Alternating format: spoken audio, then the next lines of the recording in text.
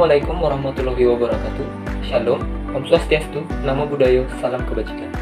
Perkenalkan, nama saya Johannes Benardo Pangaribuan dengan NIM 123230021. Dalam video kali ini, saya akan menjelaskan tentang pengukuran kerangka dasar horizontal dan pengukuran kerangka dasar vertikal, mulai dari seperti apa langkah-langkah pengerjaannya, persiapan, serta pengolahannya. Selamat menikmati penjelasan berikut ini. Pengukuran kerangka dasar. Pengukuran kerangka dasar merupakan suatu proses dalam menentukan titik-titik di permukaan bumi, baik secara horizontal ataupun vertikal. Titik inilah yang akan berfungsi untuk menjadi acuan ataupun referensi untuk pengukuran selanjutnya. Pengukuran kerangka dasar ada dibagi menjadi dua. Yang pertama, pengukuran kerangka dasar horizontal atau KDH, dan yang kedua, ada pengukuran kerangka dasar vertikal atau KDV. Pertama, kita akan membahas tentang pengukuran kerangka dasar horizontal atau KDH. Kerangka dasar horizontal atau KDH merupakan kumpulan titik-titik yang telah diketahui atau ditentukan posisi horizontalnya, berupa koordinat pada bidang datar XY dalam sistem proyeksi tertentu, dan satu sistem koordinat tertentu atau sistem koordinat Cartesian bidang datar, menurut Umariono 1986.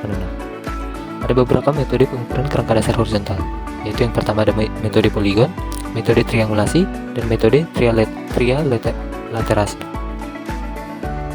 Lalu, bagaimana langkah kerja pengukuran kerangka dasar horizontal? Yang pertama, siapkan semua alat dan bahan yang akan digunakan untuk melakukan pengukuran. Pastikan semua alat berfungsi dengan baik. Kedua, pasang patok pada objek yang akan diukur. Dirikan statif pada patok tersebut, lalu pasang alat di atas statif. Lakukan centering alat.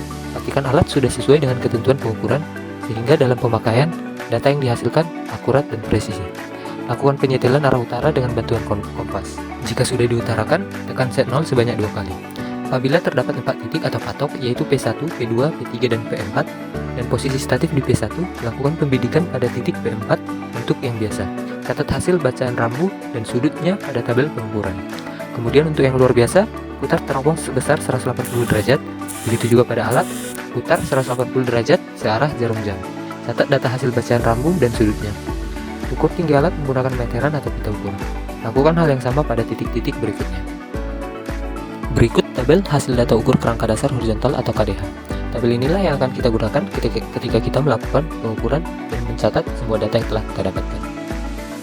Setelah melakukan pengukuran dan kita mendapatkan data dari hasil pengukuran tersebut, maka kita akan melanjutkan untuk pengolahan data ukur kerangka dasar horizontal. Pindahkan data tersebut ke dalam Excel untuk mempermudah perhitungan. Selanjutnya, data DMS atau derajat, menit, dan detik yang kita dapat pada P1, P2, P3, dan P4 akan kita konversikan ke dalam bentuk desimal atau DD menggunakan rumus derajat ditambah menit dibagi 60 ditambah detik per 3600. Jika terdapat nilai DD yang minus, maka tambahkan 360 pada nilai tersebut. Kemudian untuk menghitung nilai rata-rata DD, gunakan rumus DD biasa ditambah DD luar biasa kemudian dibagi 2. Selanjutnya kita akan menghitung nilai TOR atau Target of Result. Untuk yang biasa menggunakan rumus EPS rata-rata sudut terukur dikurang sudut terukur biasa. Begitu juga untuk nilai TOR luar biasa, hanya mengganti sudut terukur jadi luar biasa. Lalu kita akan menghitung nilai dari turunan TOR menggunakan rumus TOR biasa dikali 3600 dan TOR luar biasa dikali 3600. Setelah itu kita akan mengolah data pada bacaan rambu ukur dan ketinggian alat. Hitung nilai jarak ukur ukuran. Untuk yang biasa dengan rumus BA dikurang BB kali 100 dikali sin radian DD biasa. Begitu juga dengan yang luar biasa. Selanjutnya, kita hitung jarak pergi dan jarak pulang untuk setiap titik. Pada jarak pergi, diperoleh nilai dengan rumus average jarak biasa, jarak luar biasa, jarak biasa, jarak biasa. Sedangkan untuk jarak pulang sama dengan jarak pergi. Untuk menghitung rata-ratanya sama dengan average dikali nilai jarak pergi titik pertama, dibagi nilai jarak pergi titik 4. Begitu juga untuk rata-rata jarak pulang. Dan yang terakhir, menghitung TOR yaitu sama dengan rata-rata pergi dikurang rata-rata pulang, kemudian dibagi rata-rata. Selanjutnya kita akan menghitung nilai sudut terkoreksi yaitu sudut terukur dikurang koreksi. Kemudian untuk mencari nilai D dikali sin alfa diperoleh dengan rumus jarak dikali sin radian dikali alfa. Sedangkan untuk nilai D cos alfa sama saja, namun hanya mengganti cosnya saja. Untuk nilai koreksi delta X, gunakan rumus jarak dibagi rata-rata jarak dikali rata-rata D sin alfa. Untuk nilai koreksi delta Y, sama saja, hanya mengganti cosnya juga. Kemudian delta X terkoreksi dihitung dengan D sin alfa dikurang koreksi delta X. Kemudian untuk delta Y terkoreksi hitung menggunakan rumus D cos alfa dikurang koreksi delta Y. Kemudian menghitung X isting sama dengan X isting P1 dikurang delta X terkoreksi pada titik 2. Begitupun untuk Y norting, yaitu Y norting P1 ditambah delta Y terkoreksi P2.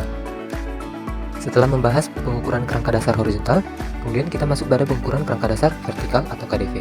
Kerangka dasar vertikal atau KDV merupakan suatu teknik dan metode pengukuran kumpulan titik-titik yang telah diketahui atau ditentukan posisi vertikalnya berupa ketinggiannya terhadap bidang rujukan ketinggian tertentu. Berikut untuk langkah kerja pengukuran KDV menggunakan waterpass. Yang pertama, siapkan semua alat dan bahan yang akan digunakan untuk melakukan pengukuran. Pastikan semua alat berfungsi dengan baik. Pasang patok pada objek yang diukur, dirikan statif pada patok tersebut, lalu pasang alat waterpass di atas statif. Lakukan centering alat, pastikan alat sudah sesuai dengan ketentuan pengukuran. Kemudian pasang rambu ukur pada titik yang akan dibidik. Kemudian bidik titik tersebut, lalu baca nilai benang tengah, benang atas, dan benang bawah. Selanjutnya ukur jarak dari alat menuju rambu ukur. Setelah melakukan pengukuran BT, BA, dan BB, lakukan perhitungan dengan rumus BA ditambah BB dibagi 2 dikurang BT. Selanjutnya, masukkan hasil data pengukuran ke dalam tabel pengolahan kerangka dasar vertikal. Sekian penjelasan yang dapat saya sampaikan terkait pengukuran kerangka dasar horizontal dan pengukuran kerangka dasar vertikal. Jika dalam penyampaian kata ada salah ataupun kekurangan, mohon maaf dan harap dimaklumkan. Sekian dan terima kasih.